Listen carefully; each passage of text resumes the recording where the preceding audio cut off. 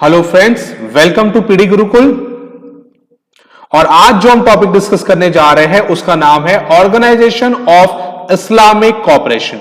ठीक है, ये बॉडी जो है फिलहाल न्यूज में क्यों थी, इंडिया रिलेटेड इनके क्या क्लैशेस हुए, ये सारी बातें हम डिस्कस करेंगे आज के हमारे वीडियो लेक्चर में। सो गाइस, रिसेंटली इंडिया लैश आउट हुआ है ऑर्गेनाइजेशन ऑफ इस्लामिक कॉपरेशन पर। बराबर, ये ऑर्गेनाइजेशन ऑफ इस्लामिक कॉपरेशन है, उस पे भारत ने निंदा जताई है, जिसको फॉर्मली कहा जाता था क्या, ऑर्गेनाइजेशन ऑफ इस्लामिक कॉन्फ्रेंस।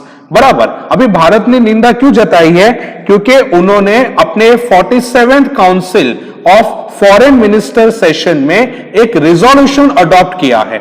बराबर, और इस ये जो रिजोल्यूशन अडॉप्ट किया है उन्होंने, उसमें उन्होंने क्या बातें रखी है कि भारत ने इलीगली कश्मीर के ऊपर कब्जा किया है और वहां पे ह्यूमन राइट वायलेशन हो रहा है कश्मीरीज पे, और भारत को जल्द से जल्द अपना जो क्लेम है कश्मीर पे से हटा देना चाहिए। यह रिजोल्यूशन पास किया था किसने, ऑर्गेनाइजेशन ऑफ इस्लामिक कॉपरेशन ने, जिसके लिए भारत ने काफी निंदा जताई है। दे लैश आउट ऑन दिस ऑर्गेनाइजेशन। बराबर, एंड दे रिजेक्टेड, इंडिया ने रिजेक्ट किया है unwarranted references about Jammu and Kashmir, कि जम्मू एंड कश्मीर के बारे में अनवारंटेड रेफरेंसेस किए गए हैं उनके 47th council of foreign ministers में और उनके अडॉप्टेड रिजोल्यूशंस में। बराबर गाइस, फिर से मैं आपको बताता हूं कि ऑर्गेनाइजेशन ऑफ इस्लामिक कॉपरेशन ने क्या किया है, अपने मीटिंग में 47th council of foreign ministers की मीटिंग में एक रिजोल्यूशन अडॉप्ट किया। बराबर, और उस रिजोल्यूशन में यह कहा कि भारत ने इलीगली जो है कश्मीर के ऊपर कब्जा कर लिया है। बराबर, और उनको जल्द से जल्द अपना क्लेम हटा देना चाहिए, कश्मीर को उनके राइट्स दे देने चाहिए। बराबर, कश्मीर को फोर्सफुली आप इंडिया के अंदर लाने की कोशिश ना करो, ऐसी सारी बातें की उन्होंने अपने रेजोल्यूशंस में। बराबर, और ये सब चीज क्यों हो रही है इस ऑर्गेनाइजेशन में, क्योंकि पाकिस्तान जो है वो इनडायरेक्टली प्रेशर बना रहा था ऑर्गेनाइजेशन ऑफ इस्लामिक कॉपरेशन में। बराबर, ताकि वो कह रहा था कि बार बार वो वहां जाके कश्मीर का मुद्दा उठा रहा था, और फाइनली उन्होंने एक रेजोल्यूशन अडॉप्ट किया जिसके ऊपर भारत ने निंदा जताई और कहा कि आपने अनवारंटेड रेफरेंसेस किया है अबाउट जम्मू एंड कश्मीर।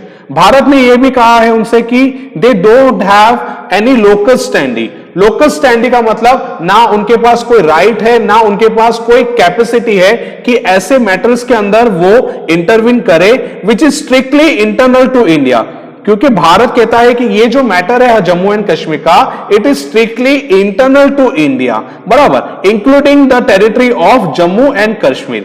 भारत का यह कहना है कि भारत का यह अंतर्गत मामला है, हमारा अपना मामला है, इंटरनल मामला है, इसमें ना आपका कोई राइट है ना आपका कोई स्टैंड है जिसके मतलब आप ऐसे कोई रेजोल्यूशन अडॉप्ट कर सको। ओके, इनकी कोई लोकल स्टैंडी नहीं है। लोकल स्टैंडी का मतलब क्या होता है कि ऐसी कोई आपके पास कोई राइट्स है कि जिसके तो आप हमारे ऊपर रेजोल्यूशन अडॉप्ट कर सको, या ऐसी कोई आपकी कैपेसिटी है कि आप हमारे ऊपर ऐसे कुछ रेजोल्यूशंस ला सको। ओके, आप एज एन बॉडी ऐसा कुछ नहीं कर सकते। कौन सी body, organisation of Islamic cooperation. Okay, अभी इस बॉडी के बारे में हम देख लेते हैं, ऑर्गेनाइजेशन ऑफ इस्लामिक कॉपरेशन के बारे में। ये फाउंड हुआ था 1969 में। बराबर, और उसके कितने मेंबर्स है, 57 मेंबर्स है। Okay, it is the second largest inter governmental organisation. ये सेकेंड लार्जेस्ट इंटर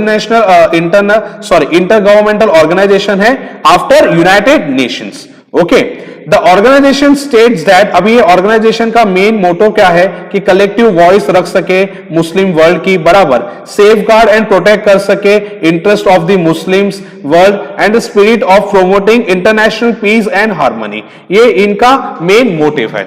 ओके, कि एक साथ सारे मुस्लिम्स लोगों की आवाज इकट्ठा हो जाए, एक यूनिटी में रहे।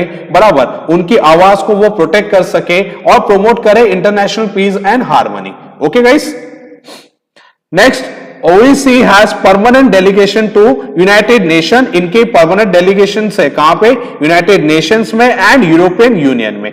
ओके गाइस, दूसरी बात कि इनका सेक्रेटरिएट कहां पे है, इनका सेक्रेटरिएट है जेडा, सऊदी अरेबिया। ओके, ये बात आपको ध्यान में रखनी है अबाउट दिस ऑर्गेनाइजेशन, क्योंकि कई बार सेक्रेटरिएट के बारे में क्वेश्चंस हमें मिल जाते हैं प्रीलिम्स में। तो ऑर्गेनाइजेशन ऑफ इस्लामिक कॉपरेशन जो है, इनका सेक्रेटरिएट है जेडा में, जो कि आया सऊदी अरेबिया में। अभी OIC जो है, ऑर्गेनाइजेशन ऑफ इस्लामिक कॉपरेशन, उनका सिग्निफिकेंस क्या है भारत के रिलेटेड?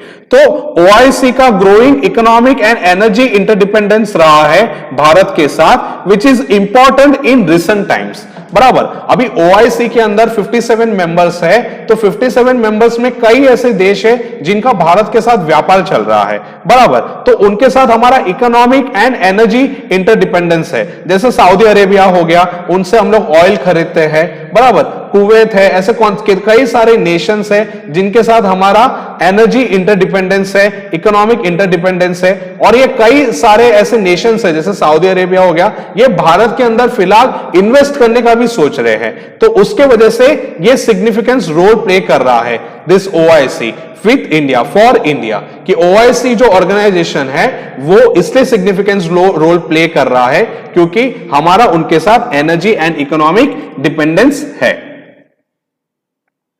तो गाइज, यही बात थी about organisation of Islamic cooperation के बारे में। इसी तरह हम करंट अफेयर्स की वीडियो यहां पे डिस्कस करते रहेंगे। आप हमें सब्सक्राइब भी कर सकते हैं यूट्यूब में।